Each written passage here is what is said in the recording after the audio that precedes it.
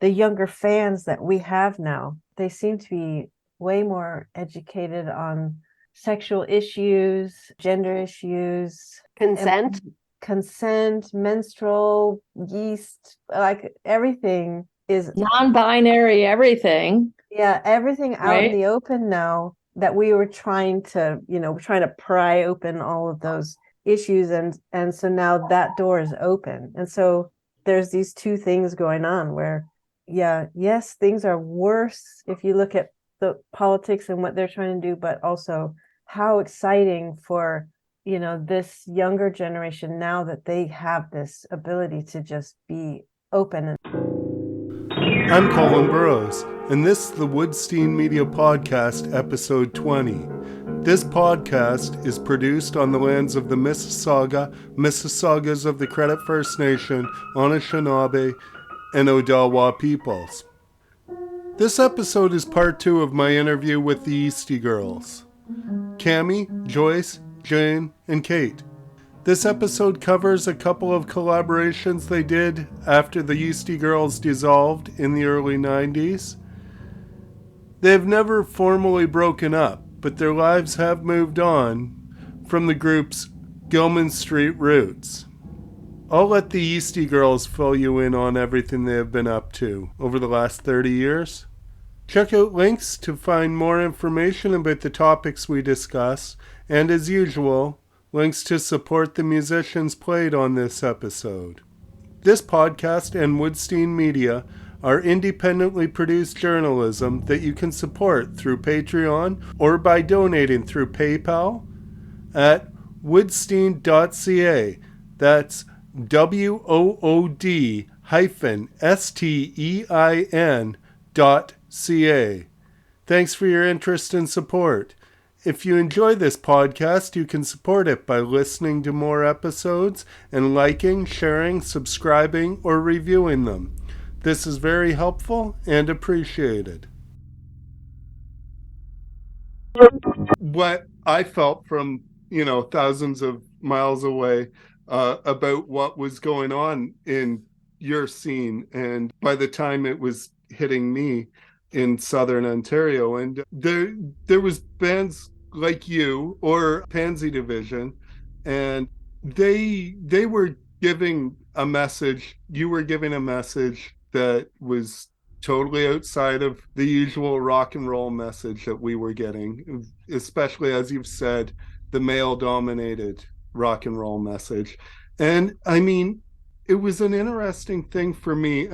I was a young male, and I had all the usual young male thoughts going on in my head, but it was a good balance. You mean you were horny?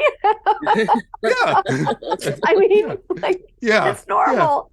Yeah, exactly. But it was a good balance. It was a way I was being introduced to other ideas that a lot of guys especially guys on the farms around here and all that, were not really maybe getting introduced to. They might have been in some way or another, but I definitely had these other ideas being introduced to me. And I can't exactly describe it, but I feel that even now, when I think I might be being kind of a dick or something, your lyrics, or like Pansy Division's lyrics, are kind of rattling around in my head still. And I use those to kind of check myself and hopefully not be a chauvinist asshole. Cool. Wow. What can I ask what lyrics those are? Like in particular, what songs it influenced you? Almost everything on the 7-inch. An easy one is "You Suck," just making sure that I try to be considerate of my partner's feelings and actions during those moments in my life.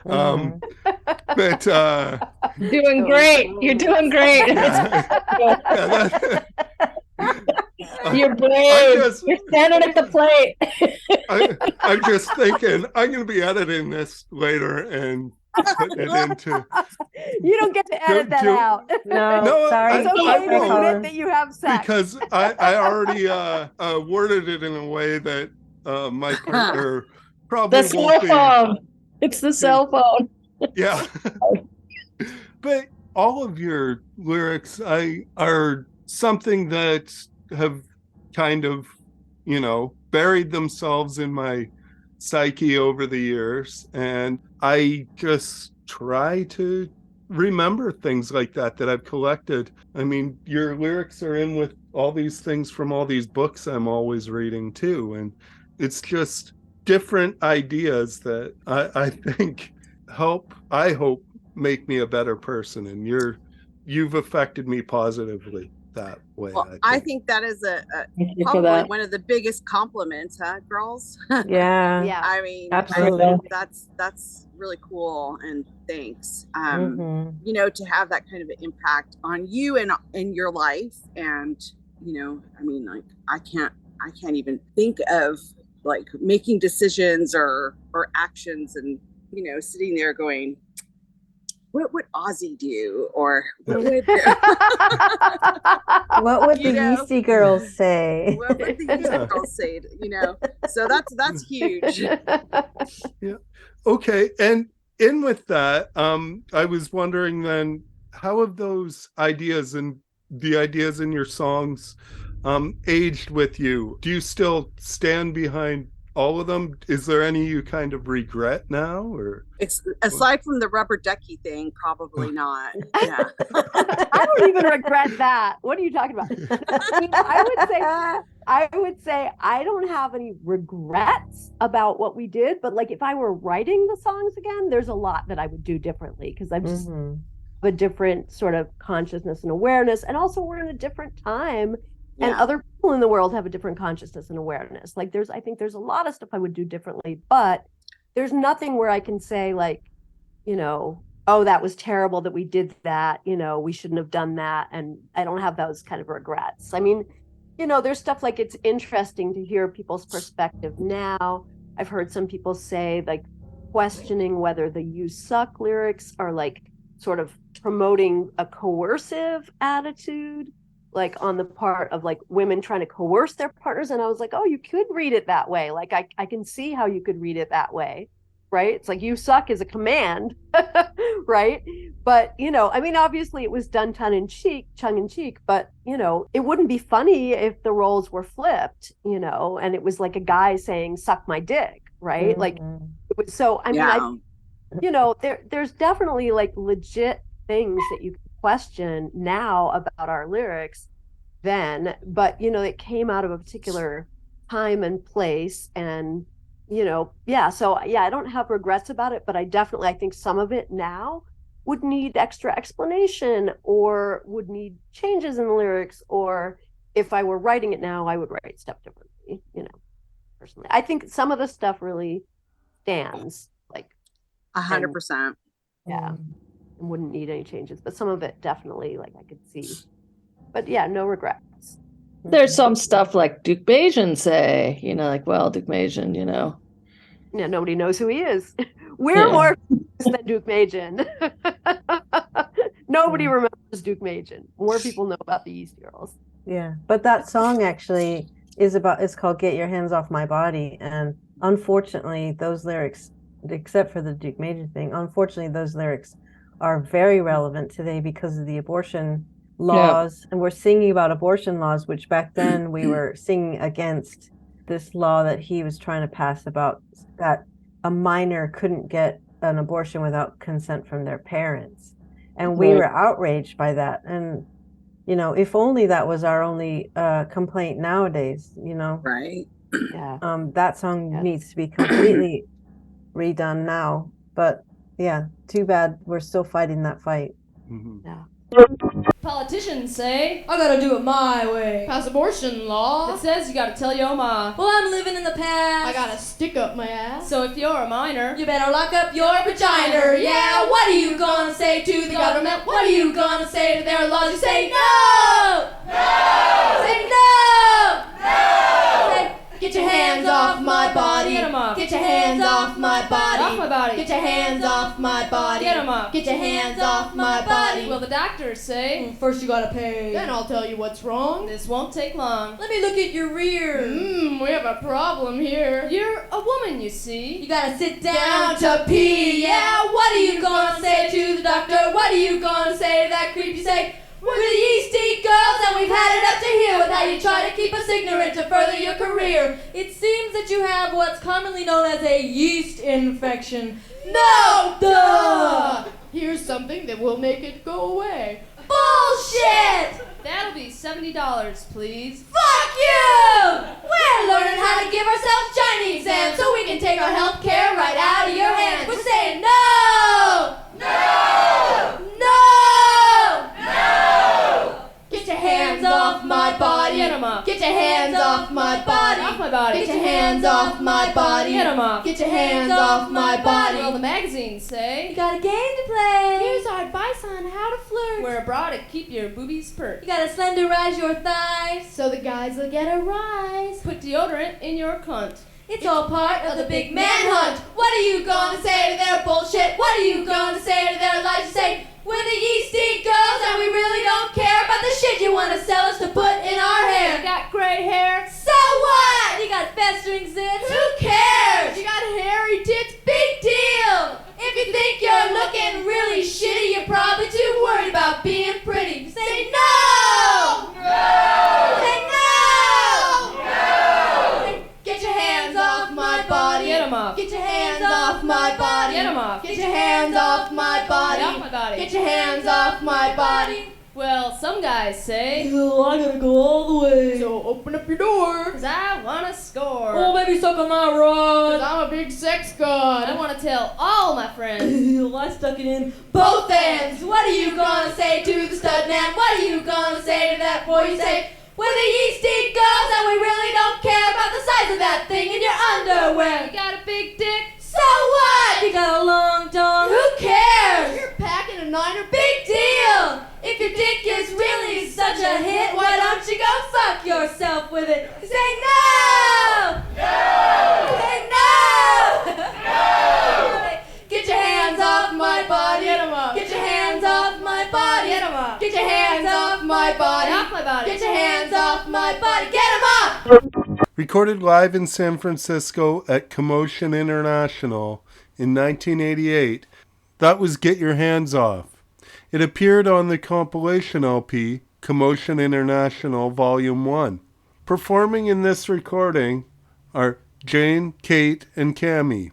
This recording started with the more general, politicians say, but other performances of the song did directly name drop California's 35th governor, George Duke Majan. His law and order terms in office nearly tripled the California prison population from 1983 to 1991. Even if he should be forgotten, his mistakes should not. Politicians are still repeating them. It seems like it's, when we were talking earlier about the 80s and the Reagan era and, how Puritan things seemed back then, I just feel like it's 10 times worse now in the US, and definitely it's reawakened, I think also what we stand for. And there's been talk about rewriting the Get Your Hands Off My Body to kind of, be more in tune with what's going on today. And a new anthem. What's that? A new Yeastie Girlz anthem. Yep. Mm-hmm. Well, what's funny about that, though, is there's these two things happening, right? Politically, the right is really trying to clamp down women's rights. And on the other side, in media and like music and stuff, people are singing about things that we only dreamed of back then. You have all these amazing female artists, especially, who don't hold back on talking about, what they need sexually or being open about stuff. And I know this is minor, but like I've seen ads for menstrual products where they're actually pouring red liquid on it and not blue liquid. Like back in the day, blue, why are you pouring blue liquid on a pad. Maxi pad. Yeah. And so like there are some steps forward that we can point to now and say, okay, there's some openness now that we didn't have then.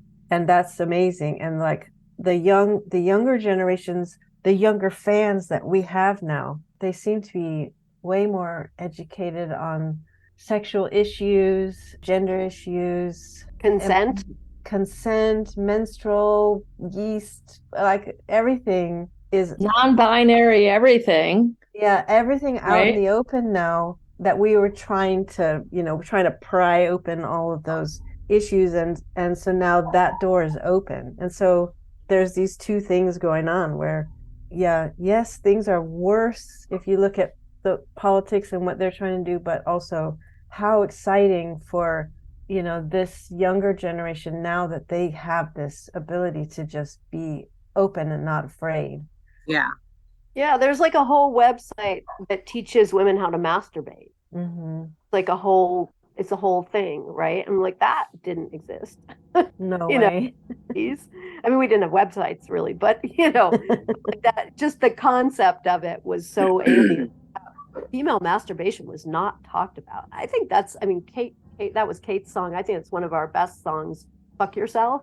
I mean, it was so important, to talk about women masturbating. Like, women didn't talk about that. Yeah. And a lot of women didn't even do it, which is why we needed to write the song. Yeah. Yeah. Encouragement. We are the Coochie Crew, and we are coming at you. We're gonna get wet and slimy and ooze all over our Johnnies. We got a tale to relate. Women ought to masturbate, get loose, flow juice. Let your fingers do the walking and your clit will be rocking. Fuck yourself, fuck yourself, fuck yourself, fuck yourself, You better get down and dirty by the time you hit 30. You ought to be an old hand at stimulating your glands. Get loose, flow juice. Let your fingers do the walking and your clit will be rocking. Fuck yourself, fuck yourself, fuck yourself, fuck yourself, Some folks say you'll go blind. Oh, you will lose your mind. But all that will happen is a monster orgasm. Get loose, flow juice. Let your fingers do the walking and your clit will be rocking. Fuck yourself, fuck yourself, fuck yourself, fuck yourself, You gotta know what to do, cause nobody's gonna tell you how to manipulate that clit unless you're already doing it. Get loose, flow juice. Let your fingers do the walking and your clit will be rocking. Fuck yourself, fuck yourself, fuck yourself, fuck yourself, Now take a look around and see what can be found. A bicycle seat can be pretty neat. An electric toothbrush will give you a rush. A handy cucumber is a fine number. A dozen drumsticks will make you tick. Stick a carrot up your butt if you're in a rut. Or buy a dildo and go, go, go. And don't forget, we told you so. Get loose, flow juice. Let your fingers do the walking and your clit will be rocking. Fuck yourself, fuck yourself, fuck yourself, fuck yourself, Just remember that it's up to you. Don't need another person to screw. The best sex can be found at home, all by yourself, sitting alone. Get loose, flow juice. Let your fingers do the walking and your clit will be rocking. Fuck yourself, fuck yourself, fuck yourself, fuck yourself, You got 10 fingers, use them, baby. From the Overreaction 7-inch released on Lookout Records in 1988, that was Fuck Yourself.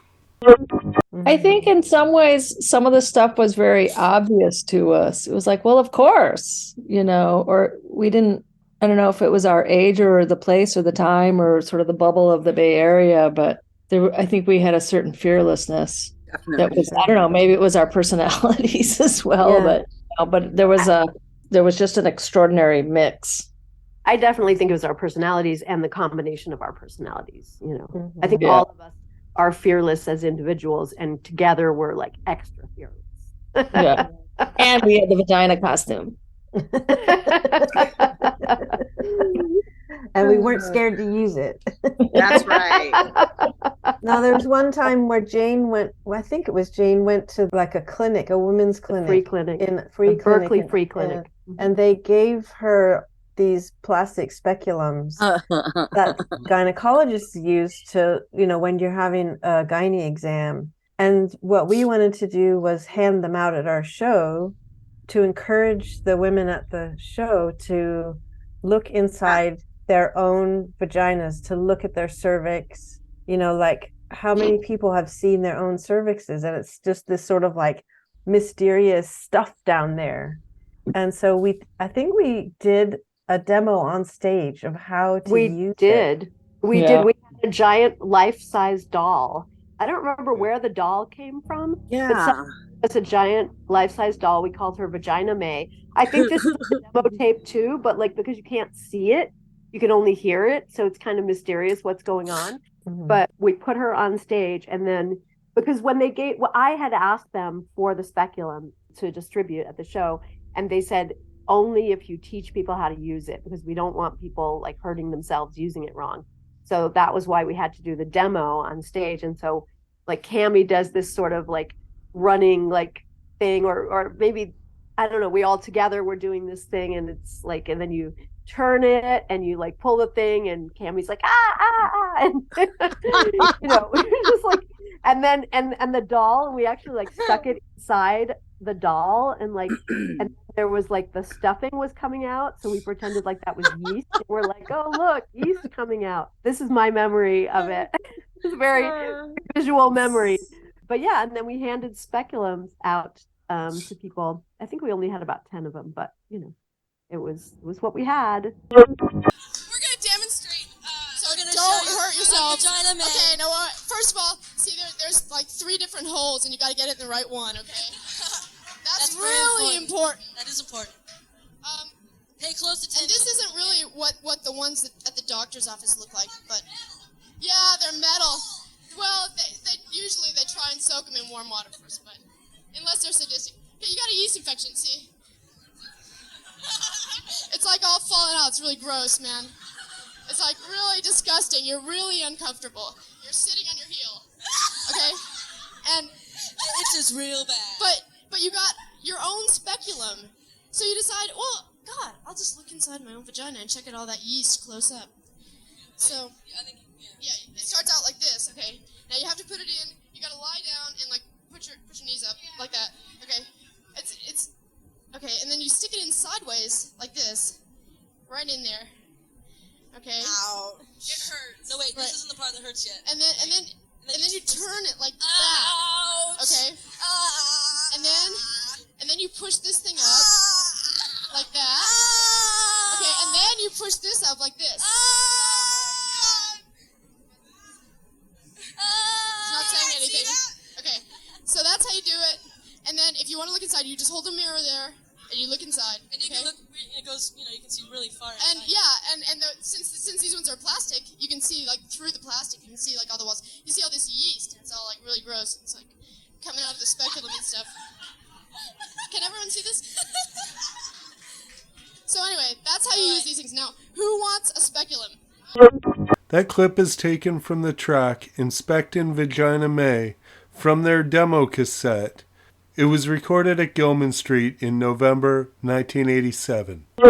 Again, going back to some of that stuff, this women's self-exam movement, that was in the 70s. So this was like a sort of bringing that back, but in the punk scene, and in a moment when it wasn't really being done by anyone. And the first time you see it, it's a shock. Oh, you mean see your own cervix? Yeah. You're like, whoa, all right. Yeah. What do we got here?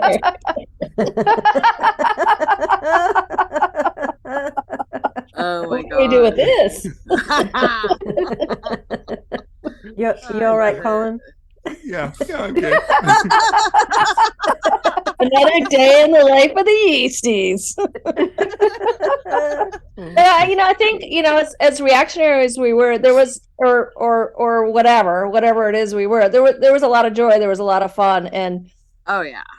there was a laugh, because why not, honestly? And also, if you can get people to laugh, they're more likely to listen to what you have to say. Because you don't want to be making enemies with people if you're really trying to, impart some of this or just be so antagonistic. At least that's my opinion. Yeah, because we were educational as much as we were funny. Somebody said once, you're like an after school special, but but X-rated, whatever. but naughtier.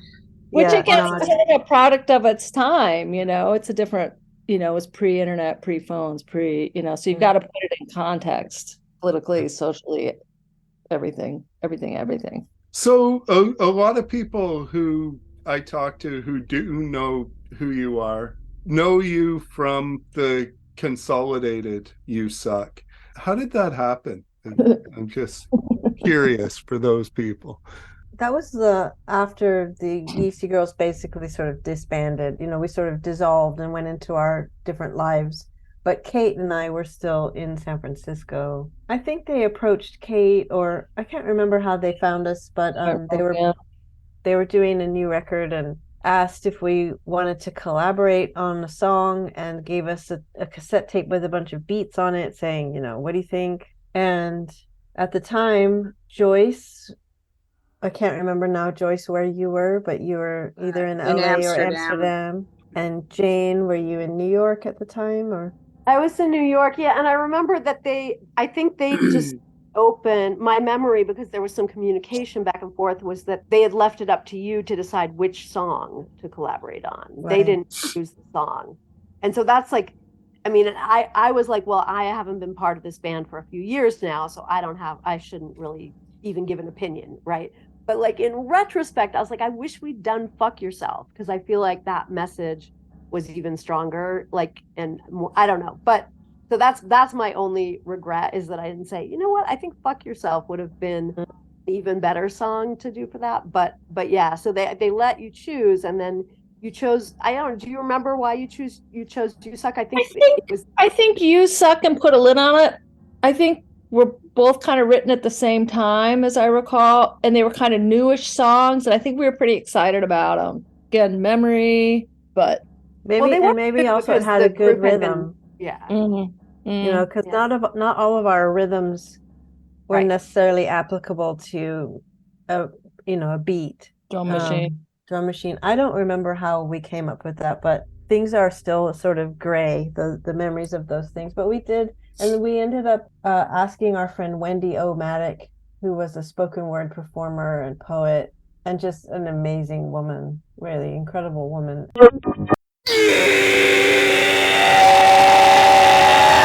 Slow death awaits us beyond a barbed wire tightrope called life that we tread upon so heavily.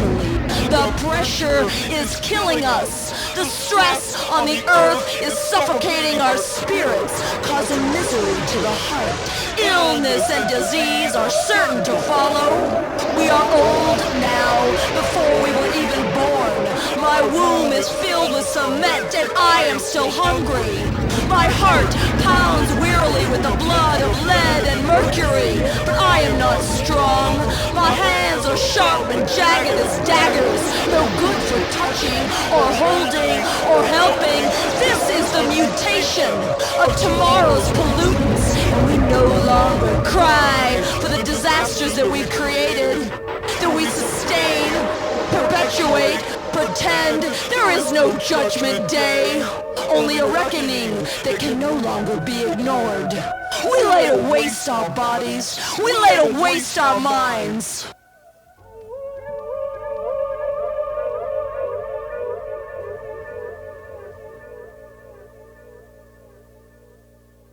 The window in this room that I have taken over to produce this podcast is shut tight. North America is burning. Air quality warnings like this are not the norm in this region. On June 25th, the Canadian Interagency Forest Fire Centre declared the 2023 wildfire season was the worst in Canada's recorded history, surpassing the 1989 fire season. As of June 28th, 3,003 fires have burned 7,974,000 hectares. Some people tell me the air smells like a campfire. Others say it smells like burning plastic. I think it smells like burning futures. When the Yeastie Girlz mentioned their friend Wendy O'Maddock, I recalled this spoken word piece she did over a sound collage by Noah Landis. This piece reminds me of the air outside. Now, back on track with the Yeastie Girlz. We just ended up asking her if she wanted to join us on the recording, and it all came together. We went in the studio. I don't even remember practicing. We must have, though. And You must and we have, did it. because Yeah. you must have practiced, because it's Okay. Yeah. So I, you so didn't I fuck it up. remember, And I remember going to the studio and seeing the guys with their books. They had these books on feminism they were reading, Right. Yeah. preparation of our arrival. And I remember Cammie and I were like, whoa. the guys from Consolidated. Yeah. And Oh my then God, that's Hilarious. We thought it was That is fucking awesome. funny that they were trying to bone up on what might be happening. well, and I don't but know we also included this. I don't know. You were going to quiz them in the middle of the recording session. That's so they were. funny. I mean, they were progressive guys. They weren't just like some. We wouldn't have done it. I we mean, wouldn't. But also, at the time I was a stripper. I was working at the Lusty Lady Theater as a stripper, and we go in there, and yes, they're all like ready with their feminist responses. And then when I told him what I do for a living, I can't remember which guy it was. He was so judgmental and could not put the pieces together of okay. And I think he even wrote a song about it later called "No Answer for a Dancer." Well, either that or he had already written. I don't know the timeline, but I remember when I heard that song, I was like, oh, I think I know where this came from. wow. That is fascinating. I just remembered, and again, like I said, I wasn't there dealing with Consolidated, but there was some back and forth. Like you contacted me, Cammie, about this thing and asked if it was okay, since I was part of writing the song. And then I remember you saying, I think, that because Consolidated stuff was also like heavy and political, that you thought it would be great to do You Suck as a sort of like a rebellion against that, almost a rebellion against orthodoxy, like sort of political orthodoxy. It was like this song that wasn't political in the way that they normally are. It was a different kind of message. So I think there was. I will say during the editing of that song, they didn't want to include the chat that we did and all of the chat. They wanted to cut it off before we said, "You asshole, you dick." They didn't want that on there. And for some reason, I got really like, nope, that's in there. And it was a funny thing. And I was like, look, this is us too. I mean, this is not your thing. Like, this is a collaboration. I just remember being really determined that was included in the recording. Speaking of the Consolidated thing.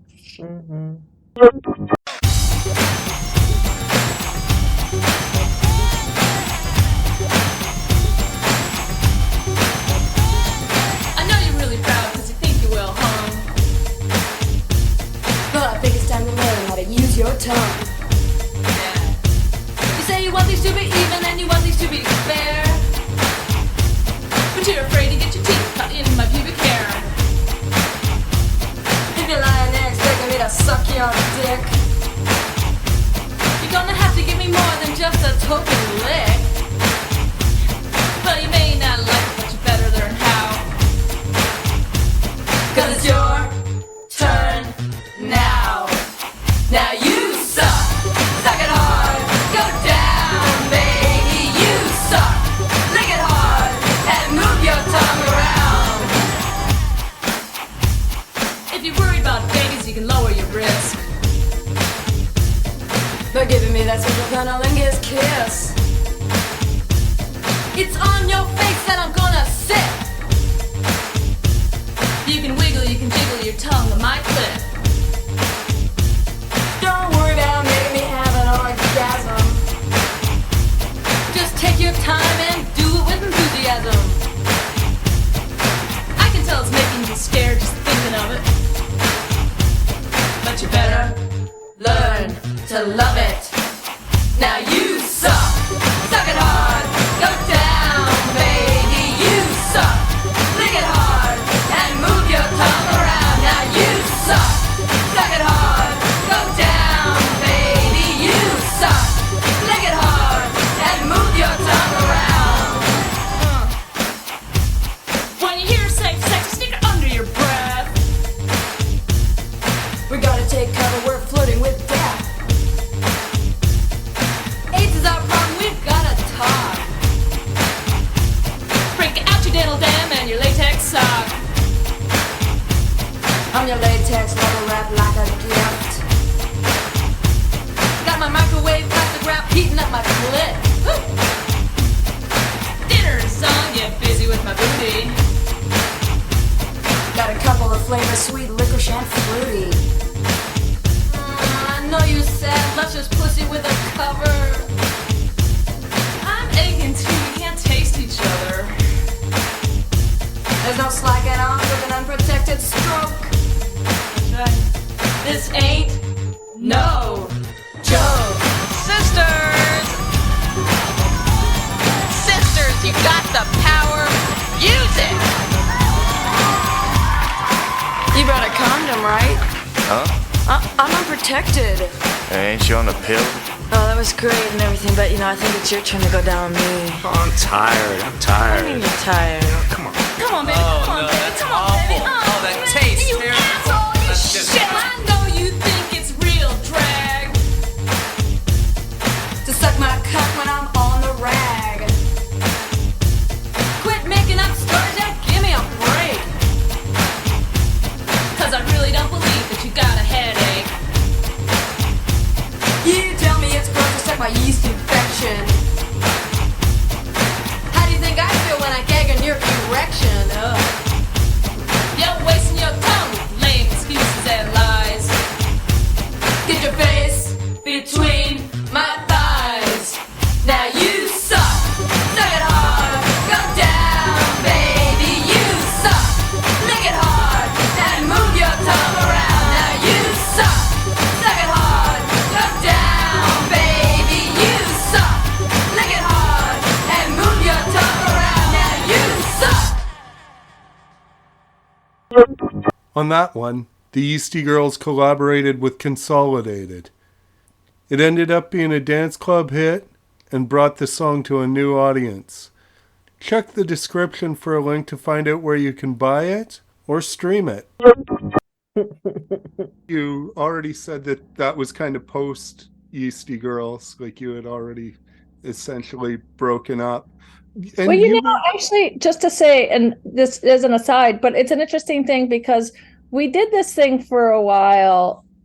And I mean, I joined because Jane was going off. We'd met at the bookstore and I was so inspired by what was happening. And I was like, oh, well, the band shouldn't break up kind of thing. And then the band had this arc. And then at one point we were starting to get some attentions from some bigger, I don't know, like this guy, Rick Rubin, who knew who he was, and this thing called Def Jam, or like whatever they are, but we all had our lives that we wanted to pursue. Right. And we were like, nah, I don't think we want to do that. I don't think we want to like jump on that train. And so the Consolidated thing was kind of an interesting, like, okay, well, this seems kind of interesting. And we did it. And it was a little complex in reality. But anyways, I just throw that in there because it's like, I'm hesitant to say that we ever really broke up or I was just going to say the same thing. Yeah. We sort of dissolved and then came back together and dissolved and came back together. I mean, it was very fluid, wasn't it? Because it was always different combinations and the going on tour in Europe, because Joyce had moved to Amsterdam. That was very just kind of like, oh, no, okay, let's do it. Love slug.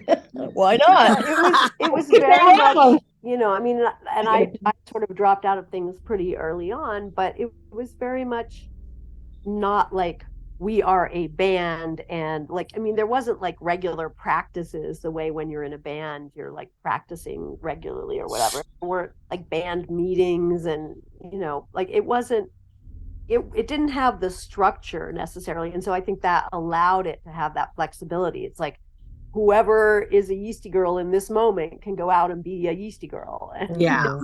it's fine. And it had that kind of looseness to it, Yeah, because I mean, like, look at the way it started. Like, you don't start a regular band like that. Like, just, oh, here, I wrote a song, get up on stage and do it, like, so yeah, I think it was almost more of a concept than a project. And I've found myself doing some impromptu Yeastie Girlz performances recently on a dare, like in a pub in England, just like, okay, I'll get up and I'll do Yeast Power and see what happens at this open mic poetry thing. That was actually really, really amazing because I was there with some friends who didn't know that I was a Yeastie Girl. Like there was it never came up, right? Whatever. And I just, on a kind of drunken dare, I went up and did Yeast Power and came back, and my friends were open mouthed like, oh my God, I heard You Suck in a dance club when I was young, and that song completely changed me and influenced me. And I had no idea that was you. That's so cool. Yeah. It was a really amazing moment. When you put music out in the world, it's like sending a child off. You don't know what lives they have out there, and a song has so many lives with the way that it influences people. And so we only now are, we get these stories occasionally of like what you're saying, Colin. That's incredible. And we get fan mail sometimes and people on the internet saying, oh my gosh, your song changed me. And that is like, to have that as something that you did in your life that's major goal. Yeah, positivity. And I think, the Consolidated collaboration definitely had a wider reach because it was in all the dance clubs. It was an international dance club hit. It was on some radio stations, but not many because of the lyrics, obviously. But it was definitely in dance clubs, and including in Latin America, in Europe, like all over. And I just found out, apparently Kate knew this before, but I just found out that Aerosmith, like for a year and a half of their touring, played that song, like they played that recording as the intro to their set. Like that's the song that's playing right before they come. They were warming up the audience with Little You Suck for a year and a half. So like you still find these comments like, does anybody know what that really crass song was that was playing like right before Aerosmith's set in like 1998 or whatever? Oh my God. So weird. Like, yeah, that was the Yeastie Girlz with Consolidated. Wow. Yeah. That's super weird. Yeah. I mean, this might be. We never aspired to any of that. No. But this might be a good time to talk about what's happening now, which is that suddenly there's this whole new generation of people who've discovered the Yeastie Girlz because our songs were sampled by a guy called Brad in TV Girl, and he sampled our music and then put it up on all the streaming services, and it went viral. And so it's got our voices in probably 50% of the song. 57%. 50. Okay, yeah. Jane figured it out. 57% of the song is our voices, our words. And he put it up there without crediting us. And once we found out about the song going viral, which Jane just sort of discovered one day, and then of course we contacted him going, what the fuck? Once we discovered that, we've been on this campaign to let people know, hey, that was us. That's not this guy called Brad, TV Girl. Those voices are us. The context of that song is not that's not who we are or who we were. And so we've been like trying to, learning how to use TikTok and trying to talk to these 15-year-olds who love us and who have no idea who we are. So like getting on Instagram and talking about who we are and putting up our music and I just finished building this huge website with all of our archives so people can listen and watch and buy a t-shirt or like look at all the art and the fan mail and all that stuff is on there. So we're in a new phase of the Yeastie Girl awesomeness right now. That website is awesome, and it is yeastiegirlz.com, and Yeastie is YEASTIE, girls GIRLZ, yeastiegirlz.com. Thanks, Except Shane. no substitutes.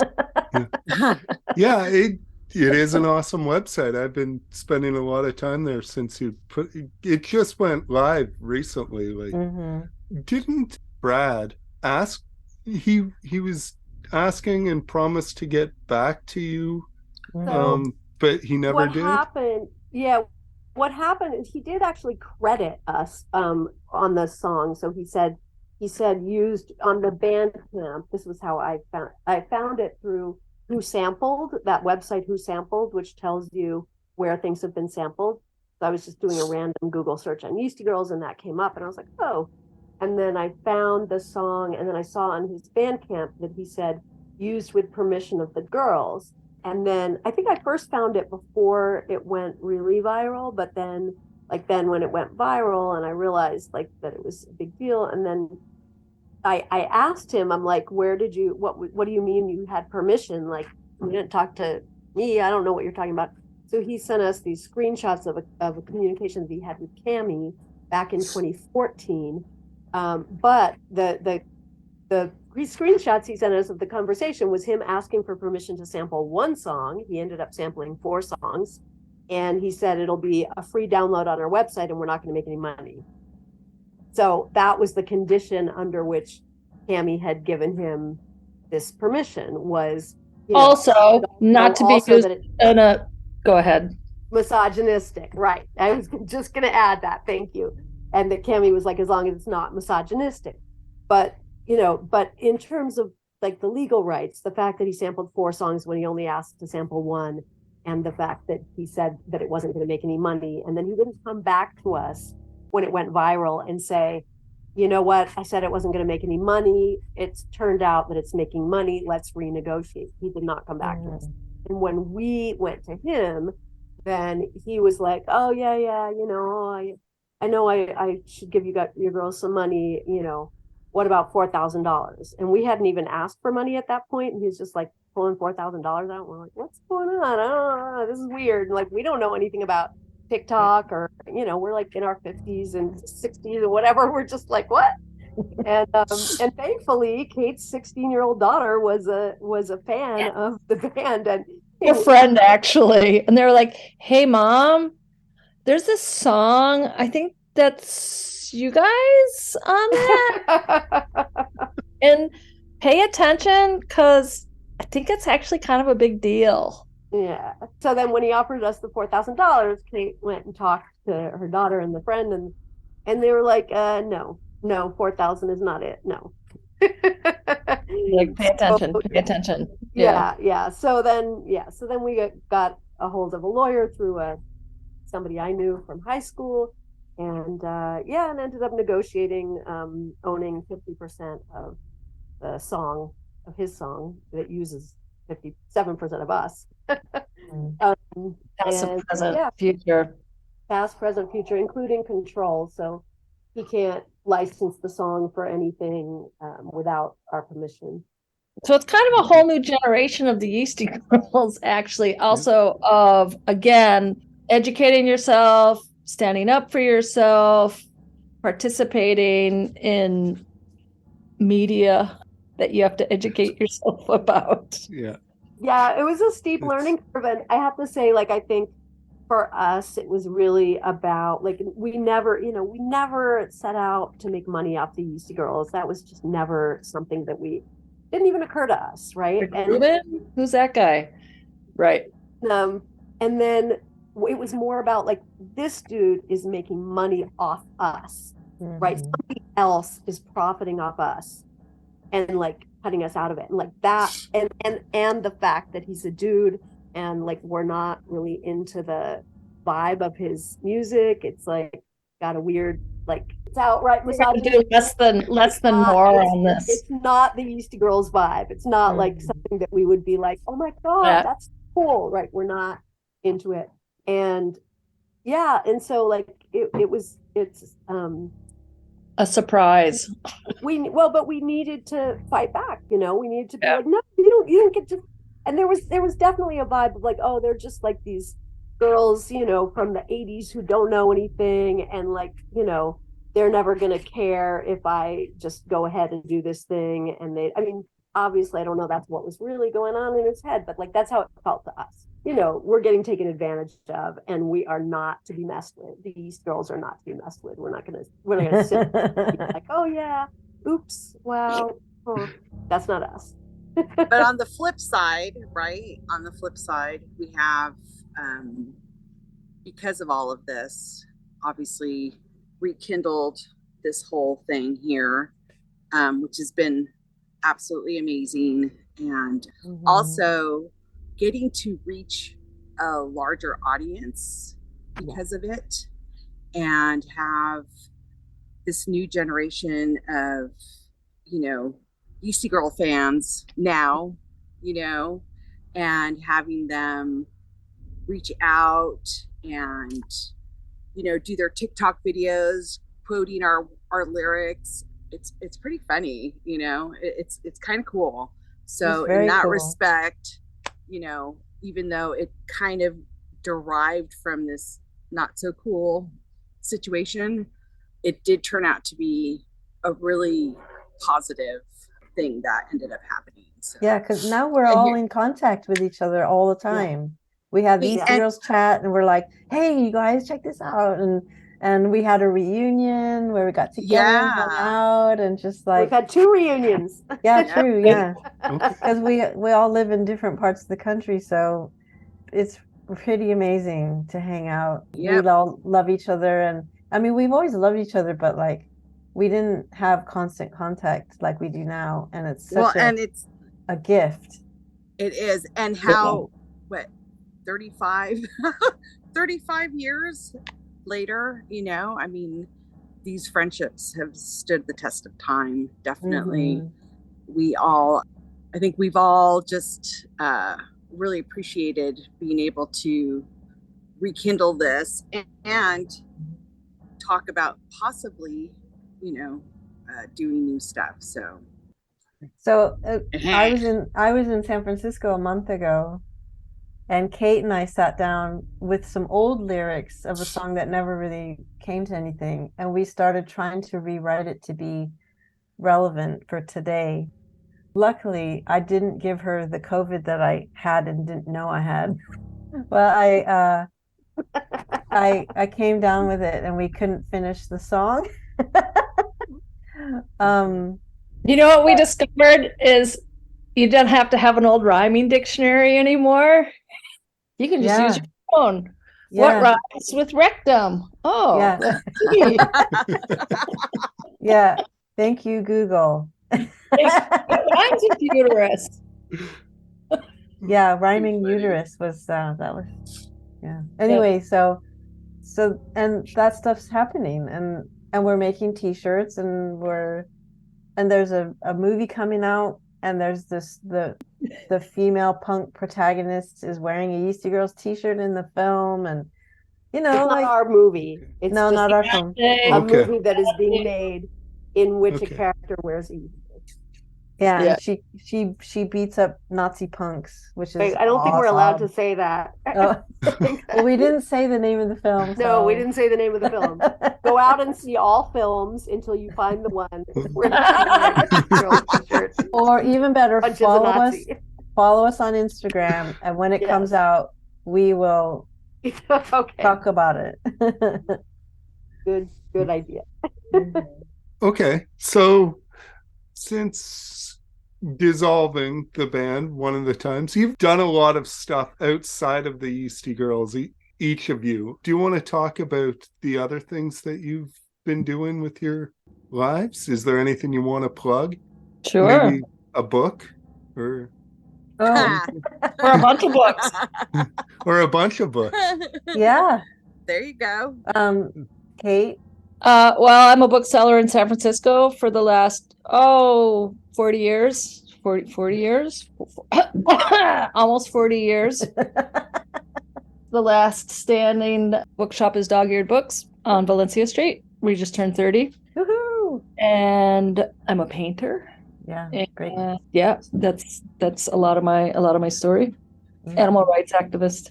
Long time. Cammie, I give you the torch. It's funny when you asked what we've been doing, I didn't even think about my book. I was going to make you talk about it if you didn't. Well, the thing is, I'm not good at promoting with self-promotion, so I'm glad you Oh, it's mentioned awful. it. When I was a stripper at the Lusty Lady, I'm a photographer, so being a photographer has been kind of the main thing that I've done in my life and career, and keeping myself alive and stuff. But at that time in the early 90s, I was going through university, getting my degree in photojournalism and working as a stripper to pay my way through. And I started to photograph my customers at the strip club with permission, with consent. And so you get these photographs of the men looking at me and me looking at them. And so it's a kind of unusual view of the sex industry. And so I've had these negatives, I've had shows, and I'm kind of known for this body of work. But I finally sat down during COVID, wrote the story, got a publisher, published this book in 2021 called $5 for 3 minutes. And it's published by Void. And it's got all my photos of my interactions with my customers. That's very graphic. They're all wanking and, showing their buttholes and doing, the things that they would do in the booth with me.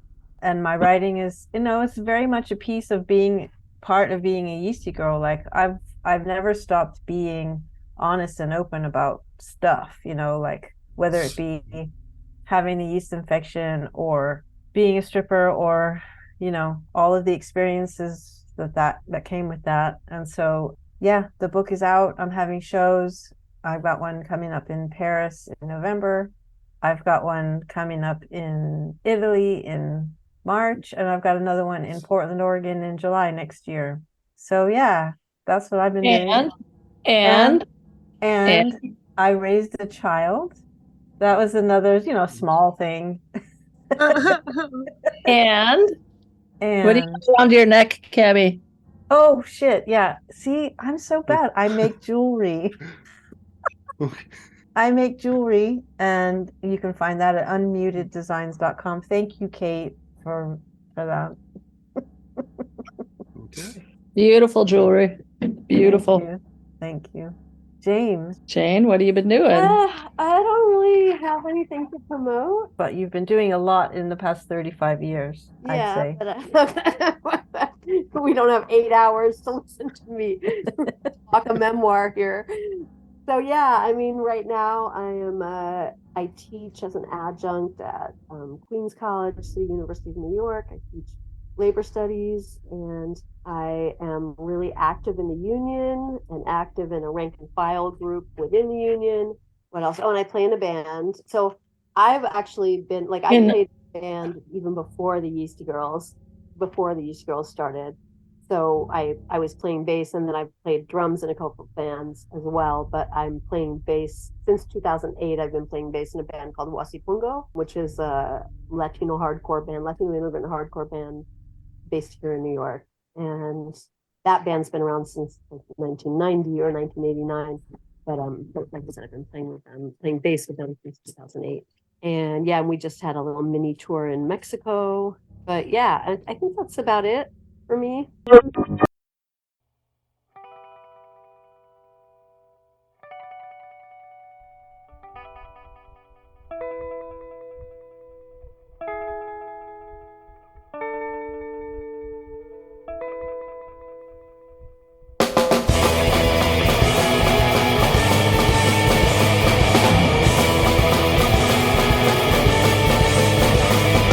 Homophobia! Homophobia! Señalar!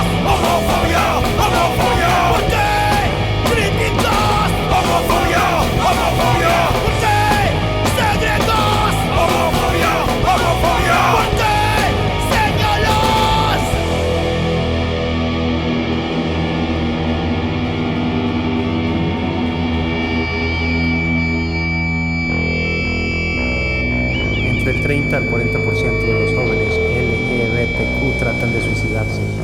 Más de 34.000 personas mueren por suicidio anualmente y es la tercera causa de muerte de los chicos de 15 a 24 años. Apoyo mutuo, amor, respeto salvará muchas vidas.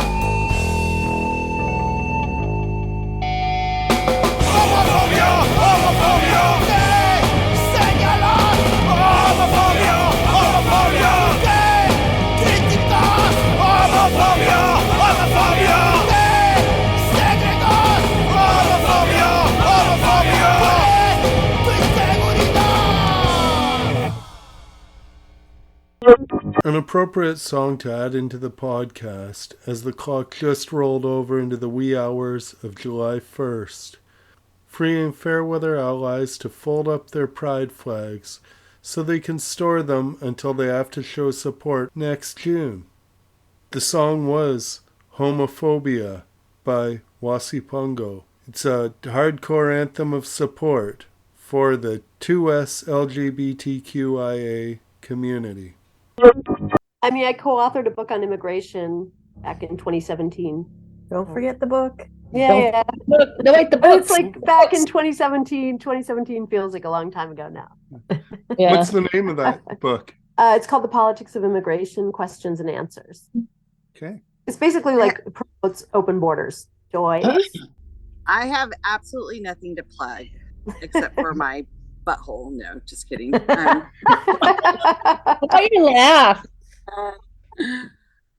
God, I don't even know where to start, but you know, I've taken a quieter I've taken a quieter, probably more soft-spoken approach to my yeastiness, I guess.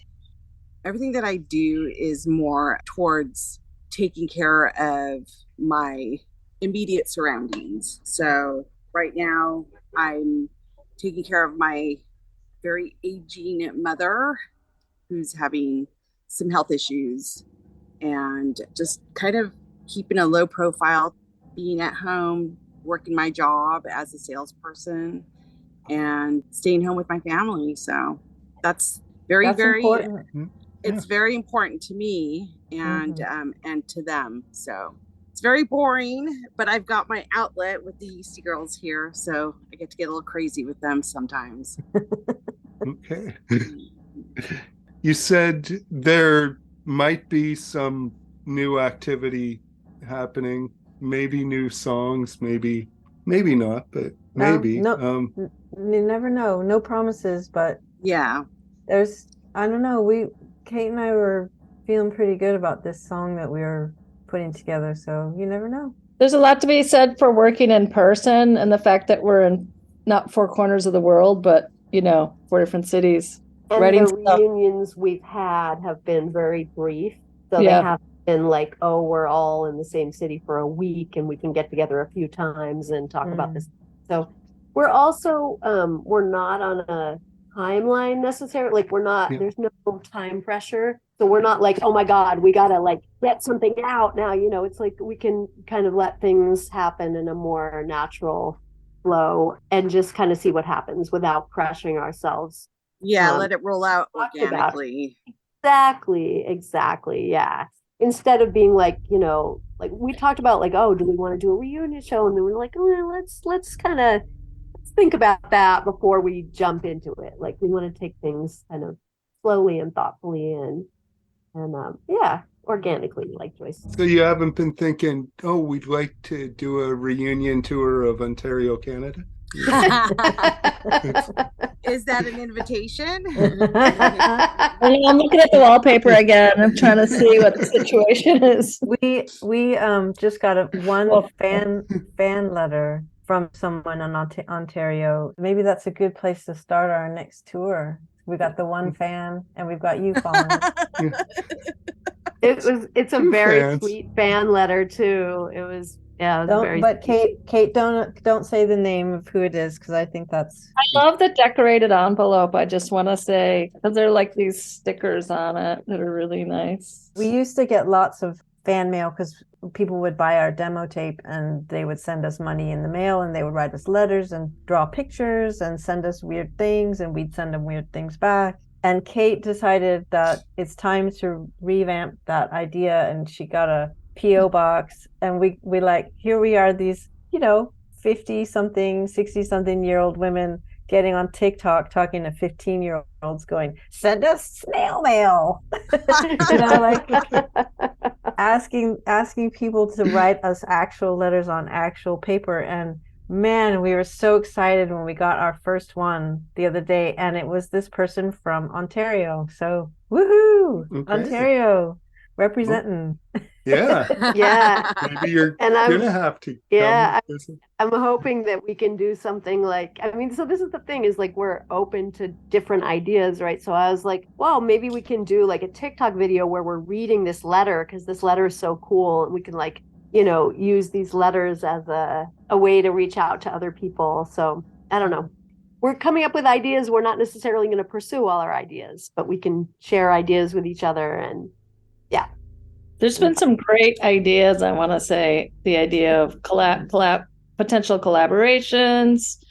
Mm-hmm. Of course, every idea we have is like opening a huge can of worms. Like, well, exactly how would that work? And what would be the right way to do that? And what would, so we're rife with ideas. We got ideas.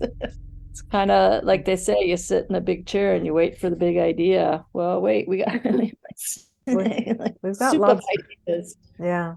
But we're also all pretty busy with our lives too. So, did you have questions? Did you have any questions for us? I pretty much threw most of them because I'm fucking around. We're like, no, something else. Something specific you'd like to talk to about? Oh my God. So funny. Yeah, we don't need a lot of prodding to start talking. He's like, well, then they. Oh my God. I feel like we've covered most of the bases. Is there anything else you want to say to people? Do you want to get that PO box in here verbally, as well as I'll put it in the description? But yeah, Kate, can you read out the PO box? Okay, Yeastie Girlz, that's with a Z, P.O. Box 40788, San Francisco, California, 94140, USA. Woo! Thanks, Colin. Yeah, this has been awesome for me. It's been great. And for us, too. It's been fun for us, too. Thank you, Colin. It was really fun. Bye. Bye. Bye. Bye, everybody. Adios. Bye, Joyce. In case you missed part 1 of this Yeastie Girlz series of podcasts, there's a link in the description to the previous episode so you can hear plenty more Yeastie Girlz stories. Thanks for listening to part 2, and thanks to Kate, Jane, Cammie, and Joyce for the interview. Visit Wood-stein.ca, that's WOOD-STEIN.ca.